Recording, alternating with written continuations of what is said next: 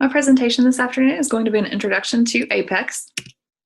We're going to cover what is Apex, what does Apex support, how to use Apex, supported data types, Apex collection types, Apex classes. I'm going to give a demonstration and a review. So what is Apex? Apex is a programming language that uses Java-like syntax and acts like database stored procedures. Apex enables developers to add business logic to system events, such as button clicks, updates of related records, and Visualforce pages. Apex is hosted, meaning it's saved, compiled, and executed entirely on the server, the Force.com platform. It's object-oriented. Apex supports classes, interfaces, and inheritance. It's strongly typed. Apex validates references to objects at compile time. It's multi-tenant aware. Because Apex runs on a multi-tenant platform, it guards closely against runaway code by enforcing limits which prevent code from monopolizing shared resources. It's integrated with the database. It's straightforward to access and manipulate records. Apex provides direct access to records in their fields and provides statements and query languages to manipulate those records. Apex is also data-focused. It provides transactional access to the database, allowing you to roll back operations. It's easy to use. Apex is based on familiar Java idioms. It's easy to test. Apex provides built-in support for unit test creation, execution, and code coverage. Salesforce ensures that all custom Apex code works as expected by executing all unit tests prior to any platform upgrades, like we talked about yesterday. It's versioned. Custom Apex code can be saved against different versions of the API. So what does Apex support?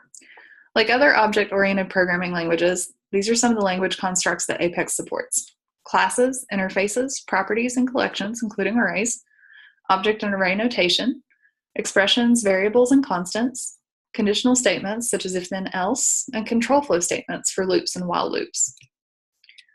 Unlike other object-oriented programming languages, Apex supports cloud development, as Apex is stored, compiled, and executed in the cloud. Triggers, which are similar to triggers in database systems. Database statements that allow you to make direct database calls and query languages to query and search data. Transactions and rollbacks. The global access modifier, which is more permissive than the public modifier and allows access across namespaces and applications. Versioning of custom code. And in addition, Apex is a case-insensitive language. Sorry about that pop-up. So how and when to use Apex? You can write Apex and access debugging information directly in the browser by using the Salesforce user interface. Open the developer console under your name or the quick access menu. You can also write Apex on a client by using the Force.com IDE plugin for Eclipse. See Force.com IDE on the Salesforce developer site. Use Apex if you want to create web services, create email services, perform complex validation over multiple objects, create complex business processes that are not supported by workflow, create custom transactional logic, which is logic that occurs over the entire transaction, not just with a single record or object, or attach custom logic to another operation, such as saving a record so that it occurs whenever the operation is executed, regardless of whether it originates in the user interface, a Visualforce page, or from SOAP API. Supported data types. A primitive, such as an integer, double, long, date, date time, string, ID, Boolean, among others. An S object, either as a generic S object or as a specific S object, such as an account, contact, or my custom object, __C. A collection, including a list or array of primitives, S objects, user-defined objects, objects created from Apex classes, or collections. A set of primitives, a map from a primitive to a primitive, an S object or collection. Apex collection types. Lists. A list is an ordered collection of elements that are distinguished by their indices. List elements can be of any data type: primitive types, collections, S objects, user-defined types, and built-in Apex types. Sets. A set is an unordered collection of elements that do not contain any duplicates. Set elements can be of any data type: primitive types, collections, S objects, user-defined types, and built-in Apex types. Maps. A map is a collection of key-value pairs where each unique key maps to a single value. Keys and values can be any data type: primitive types, collections, S objects, user-defined types, and built-in Apex types. Parameterized typing.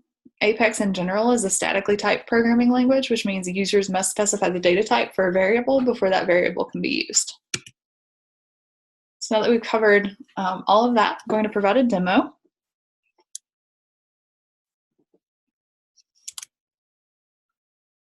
Okay, there are lots of things that I could use to do a demo of Apex, but because I'm such a beginner, I'm going to use a Trailhead example, and I'm going to create an Apex class that will update old account records.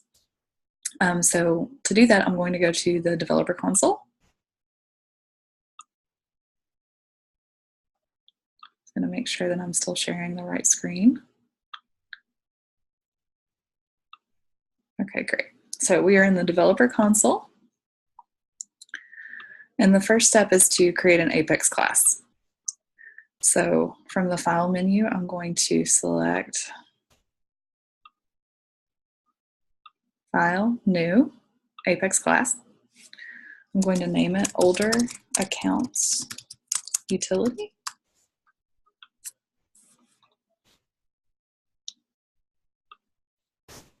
Okay, great. So that is the first step. We're going to just go ahead and click Save as we go. And then we're going to add a method to the class. A class usually contains one or more methods that do something useful. So the method that we're going to use in this case, we're going to update the 5 account records ordered by the date created. The first 5 account records ordered by the date created. It will then update the description field to say that this is a heritage account, meaning accounts that are older than other accounts. So in the body of the class, which is the information between the curly brackets, I'm going to copy and paste the code from Trailhead. And just to make it a little easier to read, I'm going to enter that down. And then I'm going to click Save. So the code first sorts accounts by the date that they were created, and it then grabs the 5 oldest records.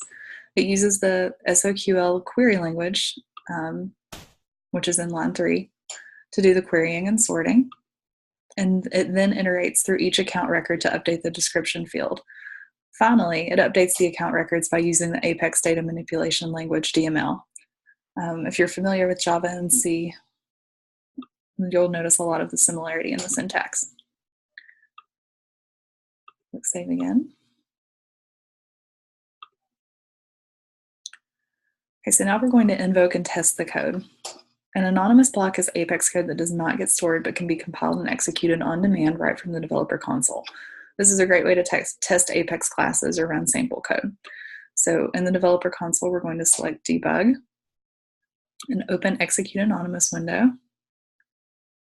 And then, because I've done this before, this code was already entered here. To do that, we're going to click Execute. And then we see down here in the log that it was a success. So just to confirm that, I'm going to switch back to my other window.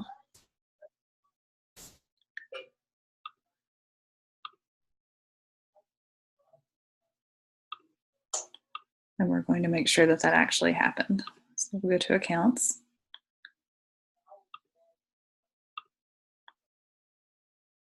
Okay, and we see that these 5 records have been updated. We'll just click on the first one, go down to Details, and Description, and we see it has been updated as a heritage account. So it worked. Okay, and now for just a brief review of everything that we covered. So Force.com Apex Code is the first multi-tenant, on-demand programming language for developers interested in building the next generation of business applications. Apex revolutionizes the way developers create on-demand applications. While many customization options are available through the Salesforce user interface, such as the ability to define new fields, objects, workflow, and approval processes, developers can also use the SOAP API to issue data manipulation commands, such as delete, update, or upsert from client-side programs. These client-side programs, typically written in Java, JavaScript, .NET, or other programming languages, grant organizations more flexibility in their customizations. However, because the controlling logic for these client-side programs is not located on Force.com platform servers, they are restricted by the performance costs of making multiple round trips to the Salesforce site to accomplish common business transactions, and by the cost and complexity of hosting server code, such as Java or .NET, in a secure and robust environment. So Apex is a strongly typed, object-oriented programming language that allows developers to execute flow and transaction control statements on the Force.com platform server in conjunction with calls to the Force.com API. Using syntax that looks like Java and acts like database stored procedures, Apex enables developers to add business logic to most system events, including button clicks, related record updates, and Visualforce pages. Apex code can be initiated by web service requests and from triggers on objects. Apex code typically contains many things that you might be familiar with from other programming languages. So all Apex runs entirely on demand on the Force.com platform. Developers write and save Apex code to the platform, and end users trigger the execution of the Apex code via the user interface. The Apex programming language is saved and runs in the cloud, the Force.com multi-tenant platform. Apex is tailored for data access and data manipulation on the platform, and it enables you to add custom business logic to system events. While it provides many benefits for automating business processes on the platform, it is not a general-purpose programming language. So that's it. If you have any questions, please feel free to send me a message. Have a great weekend.